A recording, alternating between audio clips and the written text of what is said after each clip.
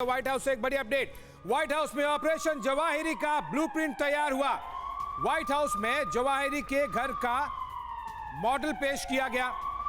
Zawahiri के घर के हर हिस्से की बारीकी से डिटेलिंग की गई, यानी कि जो तस्वीर आप देख रहे हैं उसका एक स्केल मॉडल बनाया गया ताकि जब एक मिलिट्री कोवर्ट ऑपरेशन किया जाए ऐसे में किस समय रोशनी आती है, किस समय वो ऑब्जर्वेशन पैटर्न क्या है, कौन कब बाहर होता है और जो प्रोबेबल टाइमिंग ऑफ अटैक होगा उस समय पे कौन कहां पर कितने समय के लिए किस फ्लोर पर होगा, किस तरह का कोलैटरल डैमेज हो सकता है, सिविलियंस क्या हताहत हो सकते हैं, इन सब का आकलन किया जाता है और उसके बाद में इस तरह के मिलिट्री ऑपरेशन को अप्रूवल देते हैं, वो भी पोटस।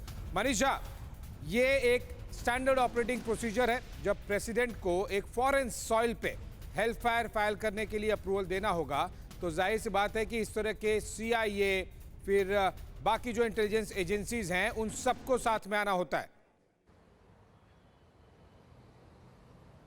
जी हाँ, बिल्कुल आशीष, आपने सही कहा। ये एक बड़ा ऑपरेशन था और अमेरिका के लिए नाक का भी सवाल था, खास करके तब जबकि एक साल पहले आपको याद है कि काबुल में किस तरीके से एक ड्रोन हमले में जब 10 सिविलियन मारे गए थे तो अमेरिका को कितनी किरकिरी का सामना करना पड़ा था।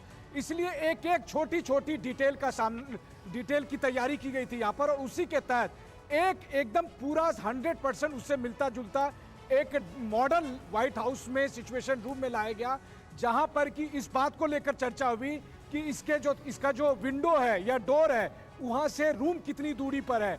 जब सुबह में सूरज उगता है उस समय सनलाइट उस घर में कितने अंदर तक पहुंचता है, जब सूरज शाम में जब डूब रहा होता है तब सनलाइट किस तरीके का होता है। ये एक ऑपरेशनल डिटेल तो था ही।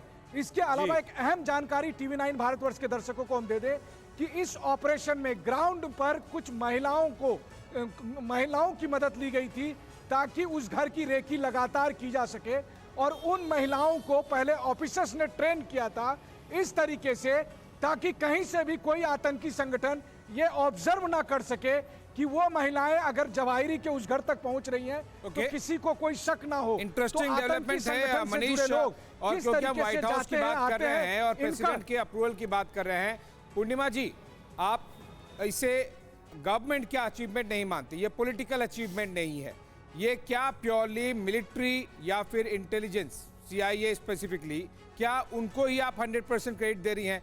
क्या इसमें किसी भी तरह के पॉलिटिकल रिस्क या पॉलिटिकल विल पावर की जरूरत नहीं थी इस अटैक को अप्रूवल देने के लिए?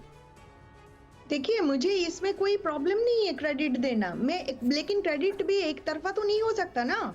जिस दिन बाइडेन आके ट्रंप को क्रेडिट देंगे कासिम सुलेमानी को उठाने के लिए, उस दिन मैं तैयार हूँ बाइडेन को क्रेडिट देने के लिए अल जौहरी को उठाने के लिए।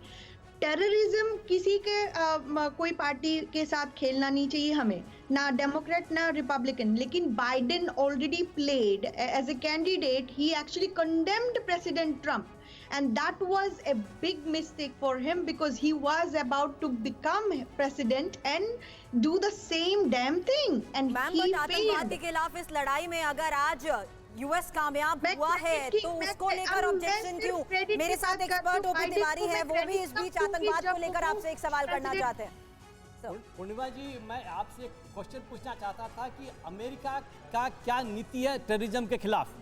ये मैं आपकी तरफ से, आपके सिटीजन की तरफ से किसी भी चीज़ को अगर रूट से ख़त्म करना है, ये सरकार ने इनिशिएटिव लिया है क्या? आपने फंडिंग, जिस फंड की वजह से टेररिज्म एक्टिविटी बढ़ती है, उस फंड को क्लोज करने के लिए आपका अमेरिका का क्या व्यूज है? अमेरिका में क्या कदम लिए गए हैं? आप अपनी तरफ से क्या लिया, इसके बारे में हमें आप बताएं।